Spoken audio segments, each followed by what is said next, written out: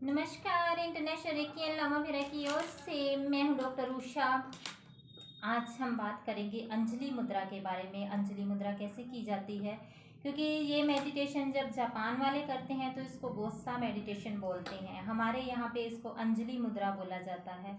तो अंजलि मुद्रा कैसे करते हैं, उसका क्या बेनिफिट है और उसको कौन कौन कर सकता है, ये सब कुछ बताऊंगी आज। एक तो ये है कि रिलेशनशिप हीलिंग के लिए कुछ कॉल्स आ रही हैं। सिर्फ वो ही रिलेशनशिप हीलिंग के लिए बोले जिनके फैमिली रिलेशंस में प्रॉब्लम है। कुछ कॉल्स ऐसे हैं कि जैसे फेसबुक पे किसी को देखा, उसकी तरफ अट्रैक्ट हैं, उनसे बात करना चाहते हैं, कभी मिले नहीं हैं, फिर भी हीलिंग करवाना चाहते हैं। तो इस तरह की हमसे उम्मीद ना रखें कि हम लोग इस तरह की हीलिंग करते हैं। रिलेशनशिप में हीलिंग वो करते हैं कि आप समाज में बैठे हो, फैमिली में प्रॉब्लम हो रही है, वो चीज़ें अलग हो जाती हैं कि फैमिली रिलेशंस के लिए। अगर आप कह रहे हो कि आपने किसी को देखा है, सिर्फ देखा ही है, कभी उससे मिले नहीं है, कहाँ से है, कौन है, उसको किसी ने कॉल भी किया था कि मैंने यूट्यूब पे देख के वशीकरण किया है, पता नहीं हुआ है या नहीं हुआ है, तो आप उसकी हीलिंग कर दो, मैं उसको कभी मिला नहीं। तो इस तरह से कॉल ना करें, इस तरह की हीलिंग हम लोग नहीं करते हैं। तो बाकी आप जिस तरह की हीलिंग चाहते हैं वो उसके लिए आप कॉल कर सकते हैं। तो इसमें अभी गोसा मेडिटेशन या अंजलि मुद्रा के बारे में आपको बता दूं। अंजलि मुद्रा करने के लिए जैसे हम हाथों की मुद्राएं बना के बैठते हैं मेडिटेशन में, उसी तरह से ये एक मुद्रा रहेगी। इसमें क्या होता है कि जब हम मेडिटेशन करते हैं तो कुछ ना कुछ पोजीशन बनाते हैं अपने हाथों की, हाथ जोड़ के बैठते हैं, हाथों की उंगलियों के ऐसे करके बैठते हैं, किसी ना किसी पोजीशन में बैठते हैं। तो इसका क्या होता है कि जब हम हाथों की कुछ ना कुछ मुद्राएं बनाते हैं तो इसका क्या होता है कि जो एनर्जी लेवल है वो हमारा बैलेंस होता है, क्योंकि हमारे जो हाथ हैं, उंगलियां हैं जो हमारी, इनमें 5 तत्व से रिलेटिव रहती हैं। तो हर एक उंगली जो है वो एक तत्व ग्रहण कर रही है।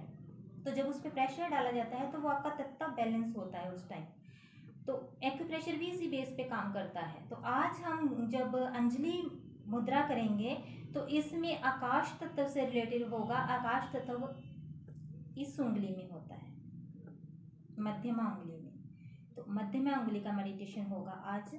इसमें क्या करना है, आपने कंफर्टेबल बैठना है। आप सुखासन में बैठ सकते हैं, आप वज्रासन में बैठ सकते हैं, अर्ध सुखासन में बैठ सकते हैं, चेयर पे बैठ के भी आप इस मेडिटेशन को कर सकते हैं। आप किसी भी पोजीशन में बैठ के जैसे आप कंफर्टेबल रहें वैसे ही आप इस मेडिटेशन को कर सकते हैं। इसको करने के लिए एक तो वातावरण शुद्ध रखना, आसपास गंदगी ना हो, क्योंकि ये सांसों की प्रक्रिया है।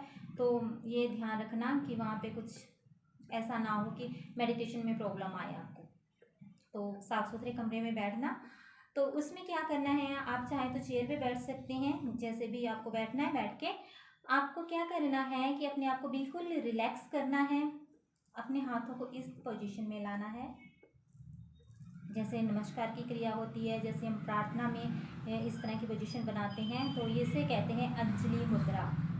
तो इसमें क्या होगा कि आपके जो दोनों अंगूठे हैं वो आपके हार्ट से टच रहेंगे, हार्ट चक्र से टच रहेंगे बीचों बीच में, इस तरह से।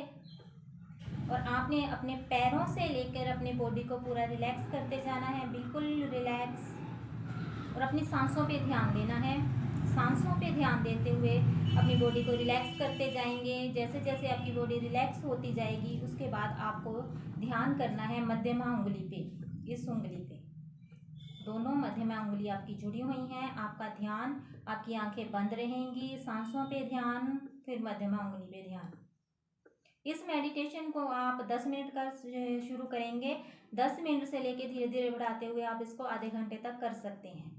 इस मेडिटेशन को करने से आपके हाथों की कलाइयों में लचीलापन आएगा, दोनों कलाइयों में लचीलापन आएगा, आपकी उंगलियों में लचीलापन आएगा, आपके जो माइंड के दोनों गोलार्ध हैं, सिर के दोनों गोलार्ध हैं, उनमें बैलेंस होगा, एकाग्रता बढ़ेगी, चिंता दूर होगी और आप ध्यान में प्रवेश कर सकेंगे। इससे, इस मुद्रा से ये बेनिफिट होते हैं।